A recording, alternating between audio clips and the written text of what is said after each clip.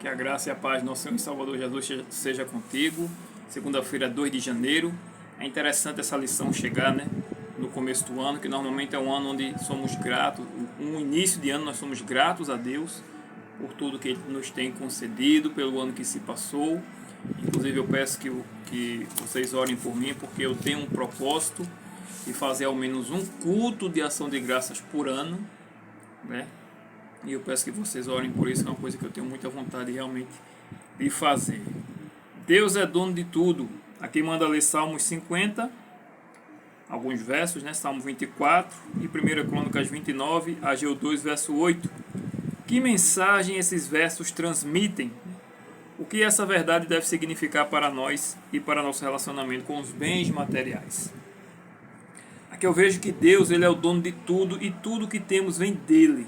Que não devemos ser avarentos nem egoístas, mas devemos ser abnegados, devemos ser generosos, né? Por exemplo, uma pessoa que tem R$1 milhão na conta, não vou dizer nem dólares, será que essa pessoa não podia viver com 100 mil?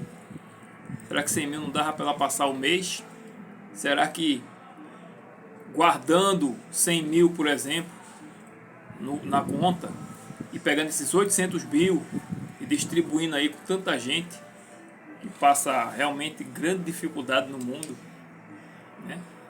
Será que não estava de bom tamanho? Mas as pessoas, quanto mais tem, mais quer, inclusive dentro do meio cristão, né? Primeiro Crônicas, eu gosto desse verso de Crônicas, né? Porque diz o seguinte: o Salmo 50, os outros versos falam que tudo vem de Deus, os animais do campo, né? Tudo que está no mundo, inclusive os seres humanos, tudo pertence a Ele. E pelo sangue de Cristo, inclusive, fomos comprados. Somos dele duas vezes, primeiramente pela criação e segundo pela redenção.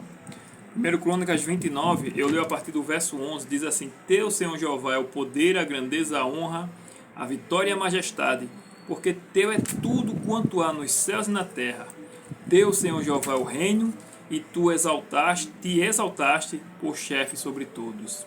Verso 13: Agora, pois, ó nosso Deus, graças Te damos e louvamos o Teu glorioso nome, porque quem sou eu e quem é o meu povo, para que pudéssemos dar voluntariamente essas coisas, porque tudo vem de Ti e da Tua mão te devolvemos. Davi, ele que foi impedido de construir a casa do Senhor, né? Ficou essa etapa para o seu filho Salomão, mas ele teve a permissão divina de recolher, né, as ofertas.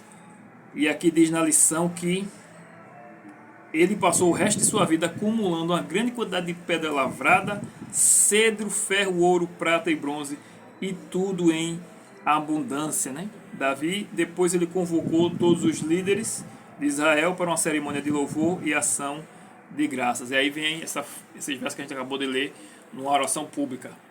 E Davi entendia perfeitamente também a questão da casa de Deus naquela época, né? E de tudo que ali representava, né? O sacrifício dos animais, né? O plano da salvação ali por meio de todo aquele simbolismo. E hoje muita gente ela não entende a importância também da igreja, né? Da casa de oração. Ela não entende hoje, né? Pensa que é bobagem, né? Mas realmente não é. Muitas pessoas que a gente aprende na lição da Escola Sabatina dentro da Igreja Adventista que o nosso relacionamento com Deus começa em casa, né? Começa no nosso devocional.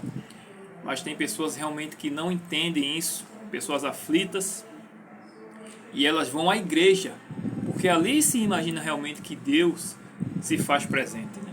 A gente vai para a igreja para cultuar, mas muitos que estão desesperados, muitos estão a ponto até às vezes de suicídio, eles vão procurar refúgio em Deus. Eles acreditam que aquele povo que vai à igreja, eles são visitados por Deus ali. De fato, Deus ali se faz presente. Então tem gente que não compreende por quê? Porque ainda não se converteu de verdade, né? Deus deu tudo o que há para nos salvar. Deus nos deu Jesus, mas tem gente que não se converteu, nem se converteu o coração e nem converteu a carteira. Por isso que não ajuda a obra de Deus a avançar. Aqui diz, né? Falando de Davi, né? com as palavras do autor da lição, diz assim: na verdade, não podemos levar crédito algum por todos esses materiais especiais, porque estamos apenas devolvendo a ti tuas próprias coisas. Aleluia! Essa noção é importante para todos nós, ricos ou pobres, mas especialmente para os ricos, né?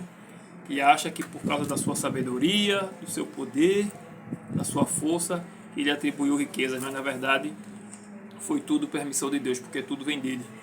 No dia que Deus fechar a mão, o camarada pode ser o mais rico do mundo, as coisas começam a dar errado. E ele precisa ter esse reconhecimento antes que seja tarde. E muitos não têm esse reconhecimento e terminam indo para o caixão e não vai levar absolutamente nada, né? E muito menos, infelizmente, também não vão obter a salvação.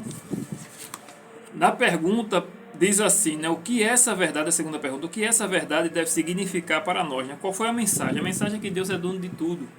E o que essa verdade deve significar para nós, para o nosso relacionamento com bens materiais? No último parágrafo, precisamente quase na última frase, diz assim, né, depois do penúltimo ponto: assim devemos viver com a percepção de que, vou ler a frase anterior, se não fosse por Deus e sua graça, nada teríamos e nada seríamos. Assim devemos viver com a percepção de que Deus é o dono de tudo, e ao louvá-lo e agradecer-lhe por sua bondade para conosco, precisamos manter essa importante verdade diante de nós. Aleluia! Que assim seja, né? Que realmente venhamos a manter essa realidade, essa percepção diante de nós. Por isso que nós o louvamos e o adoramos, porque Ele é digno, Ele é amor, Ele é nosso Pai, Ele nos dá tudo e Ele nos dá também a salvação. Que Deus seja louvado, que Deus te abençoe e até o próximo vídeo, se Deus quiser. Amém.